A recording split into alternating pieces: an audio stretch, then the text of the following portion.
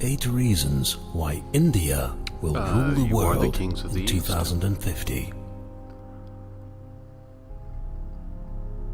2 centuries ago, no one would have believed that the United States of America would ever become a country of any significance. The US was no more than a troubled colony of the British Empire, torn apart by domestic controversies over slavery, later that century resulting in a devastating civil war. In 1800, the United States had a small population of about 5 million and a tiny army. The United Kingdom and Spain, for example, both had populations of over 10 million. Germany had about 20 million and France was close to 30 million. The United States was located far away from these traditional European superpowers. Back then, there was no reason to believe that the United States of America would possess an abundance of relevant natural resources. Because, for example, coal and oil had no meaning to society yet. Gold did, but it wasn't discovered yet on a large scale in the United States. Back then, the United States was on nobody's shortlist of superpowers in the making.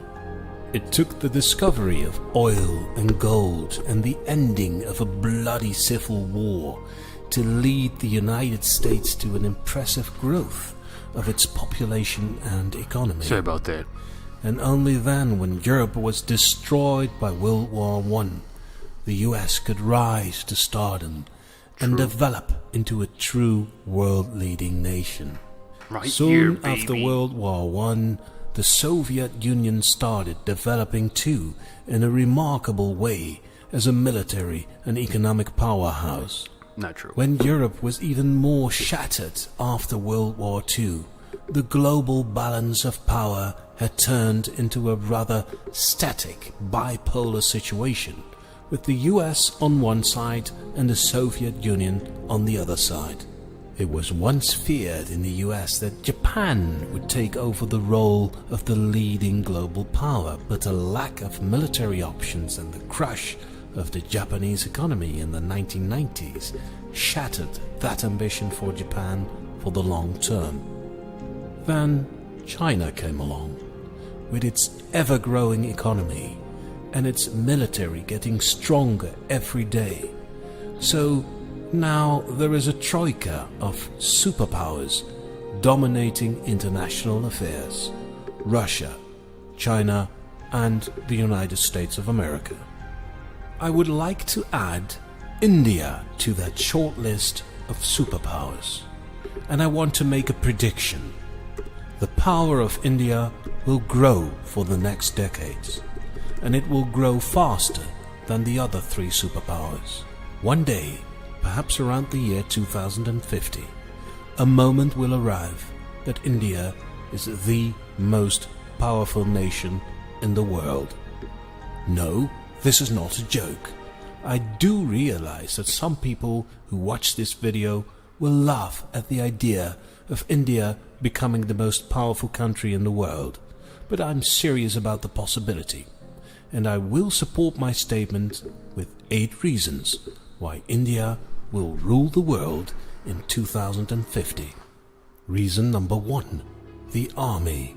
With an active military of 1.4 million personnel, India has the 2nd largest army in the world. Only China has a larger number of military personnel. The American army is smaller than the Indian army, and now of course the number of personnel does not reflect the actual firepower or the capability of waging war of a country. But when looking at more military data, India shows to be an impressive military power in many ways. When it comes to military aircraft, India is the number 4 in the world with around 1,100 fighter jets. And when it comes to battle tanks, India is the number 6 in the world with around 4,500 units. So no matter how you look at this, India is one of the largest and most powerful armies in the world, and their army is even growing bigger and bigger in the near future. Reason number 2, the nuclear option. Only 9 countries in the whole world are known to possess nuclear weapons or are suspected of having nuclear weapons. India is one of them. This is the wild card in the game of world domination. It can highly advantage the position of a country in any international conflict. No country messes with a country that possesses nuclear warheads, and the select few who own them are among the most dominant nations in the world. Reason number 3, economic growth. The current GDP of a country determines an important part of today's power of a country. High economic growth, however, determines an important part of the future power of countries. India is one of the very select few who have both a large current GDP combined with a very high growth rate of that GDP. The USA has a much larger GDP than India, but its growth is much less than India.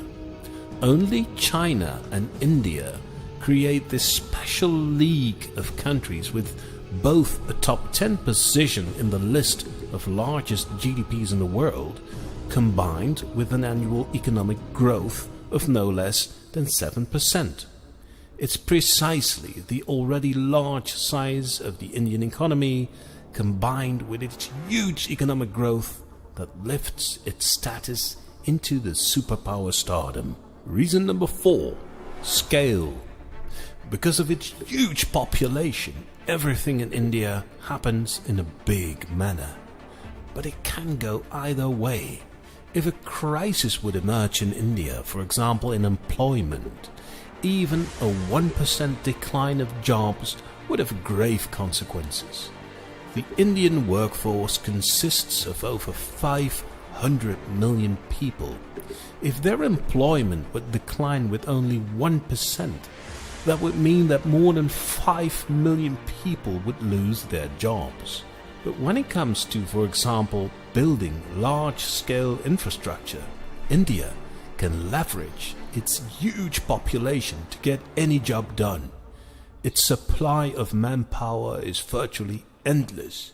Just like China, and India is capable of building huge projects that no other country could pull off. Reason number 5, population growth.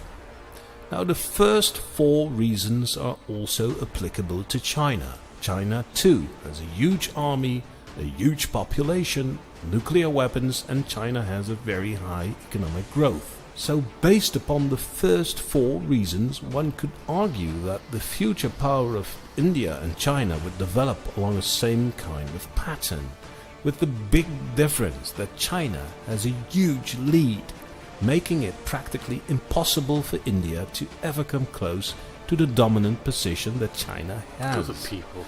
But there are big differences between India and China that give India significant advantages. One of them is the population growth. Although the current populations of China and India are close to being the same, the Indian population growth is much higher than the population growth in China. The current Indian population growth is about 1.2% per year.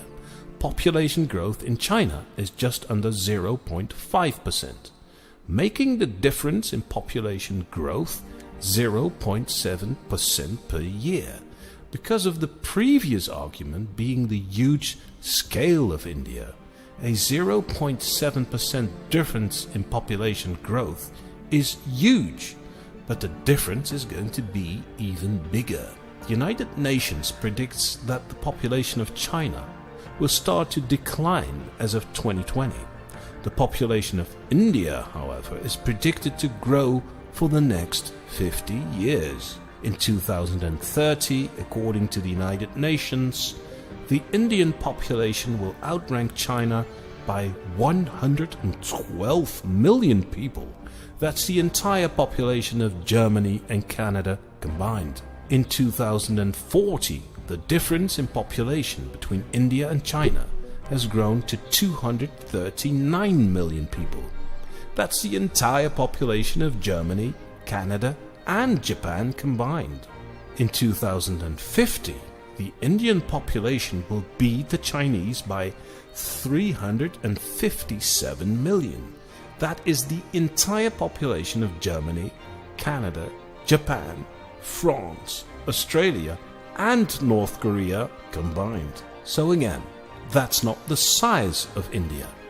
It's only how much bigger India will be than China. So the coming decades, India's population is likely to get much larger than China's, leveraging its economy and military to an unprecedented scale that has never been seen before on this planet. Reason number 6, ICT. This is another reason that gives India an advantage over China. China has been specializing, if you will, in traditional industrial economic activities. The Chinese economy has a significant focus on manufacturing physical products and creating buildings and infrastructure. Now, I wouldn't want to say that manufacturing and building are not innovative industries, which they are, but India made another choice in its economic focus. India decided a long time ago it wanted to be the world's largest supplier of entertainment and ICT, and it's on schedule to complete that mission. The Mumbai area is home to the largest movie industry in the world, and the Bangalore area is now the second largest outlet of ICT companies in the world. It's predicted that Bangalore will even become bigger than the actual Silicon Valley area in California. By making these choices and fulfilling these ambitions, India is perhaps more equipped for future economic renewal than China is. Reason number 7, freedom. Another reason that gives India an advantage over China is freedom. India is the world's largest democracy. China is not a democracy and doesn't want to be one. Although, of course, India struggles with poverty, corruption, and injustice, it still is a democracy, and its economic model revolves around a free market system. Seen from that perspective, India is more likely to follow in the footsteps of the United States than China does. I agree. That might be one of the reasons why India's economic growth rate is now overtaking China's growth rate. Imagine all of the people of India eventually becoming as wealthy as Americans. It would mean that the Indian economy would be very similar to the American economy. However, it would be 4 times bigger. Reason number 8, the underdog. What countries have been global superpowers for the past 5,000 years? I'll name you a few. Egypt, Greece, Italy, France, Spain, the United Kingdom, the United States, Russia, and now China. To be honest, China is sort of reprising and reinstating its former position. China has always been one of the most powerful countries in the world, but for the past century it has stood in the shadows of the United States. And now it's waking up again and restoring its superpower status. But India? No, not India. India is at almost none of the short lists of future superpowers that will dominate the world. Only very few people believe in this scenario. India is the underdog. It's the often undervalued and underappreciated country that many people associate with poverty and corruption. Therefore, the focus of countries like the US and China is on each other. The US and China are trying to compete and outdo each other constantly, just to make sure they have an advantage over the other. And up to now they haven't seen India as a serious competitor for world leadership, and they won't be seeing that for the next 10 years. And that is exactly what India needs to quietly grow its economy, modernize its society, and to gain military strength. up to a point where India will be the number 3 in the world in the year 2025. And then India will be far too big for the US and China to turn the tables. And then India will be well on its way to world domination.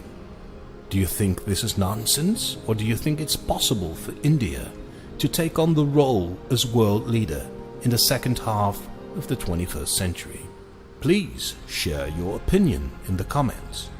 Everyone is interested to hear your opinion on these matters. Okay. But please refrain from first calling off, others stupid or ignorant, or any other form of pointless name calling.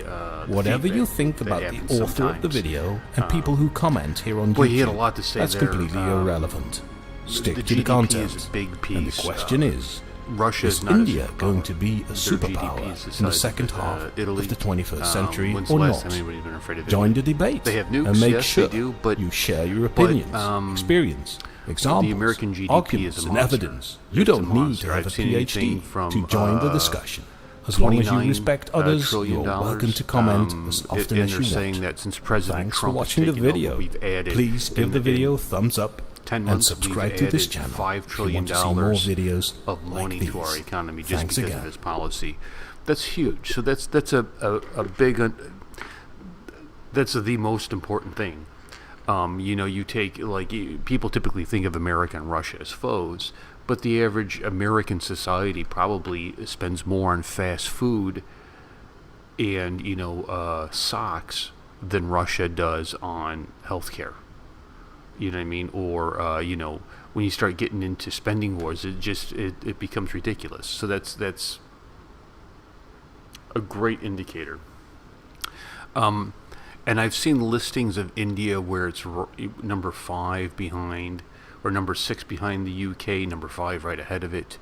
I think India has the military. You're strategically located.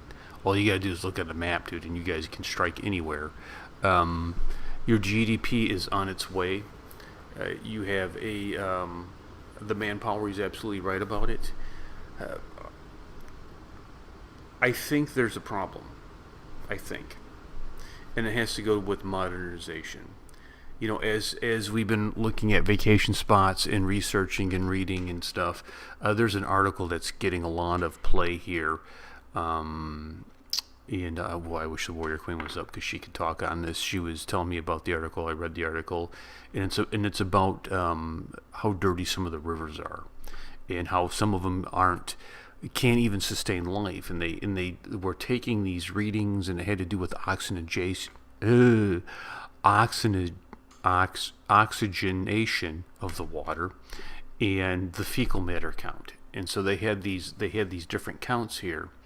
And they compared some of the waters to waters around the world, waters in America, and how you get an idea then, like, how dirty is this? And there are points of rivers that are coming out of the Himalayas that are like pristine, perfect, and by the time they hit Delhi, they can't even sustain life. It's literally a mess. And so we were reading this article, and it was showing, and I'm not criticizing, I'm not putting anybody down. I think this is, let's just talk about the elephant in the room. There were pictures of sewage that was dumping right into the river with no kind of filtration. So I think one of the things that India needs to do, in my humble estimation, again, this is my humble opinion, is get into a sanitation mode. Get into a mode where you're building water treatment plants, where you're treating the water, and this is what's going to happen, right? Because you've seen this in America in rural areas. Water filtration, state-of-the-art water filtration goes into an area. Life quality improves. People get clean drinking water, right? People bathe in clean drinking water.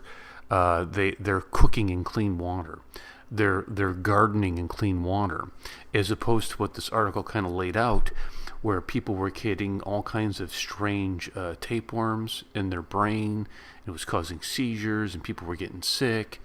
And in the article, it listed diarrhea ahead of cancer as a killer. A lot of that is preventable. You can't really do much about the cancer, but you can do a lot about getting sick off of the food and the water. and it would mean jobs in the area. And typically, water filtration jobs are manual labor. Like, they're going to train you how to do it. You don't need a degree. You don't need you get trained by the company, and they typically pay better because, let's face it, you're going to be wearing your uniform, your whatever, and you're dealing with people's waste in a safe manner. So they got to pay you a little bit more. So in America, those are what we call blue collar jobs. So it's a blue collar job is a job where you can make a good living and not have a degree, but you still have a good living, right? You still have some creature comforts. You're able to pay for your college or whatever it is you want to do with life. And I think that would help.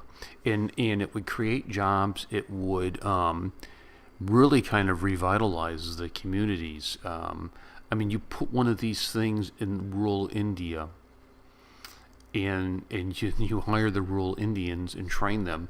Now they're making money. They can go back into their town and buy more things and spend more money, and you would see this monster awaken.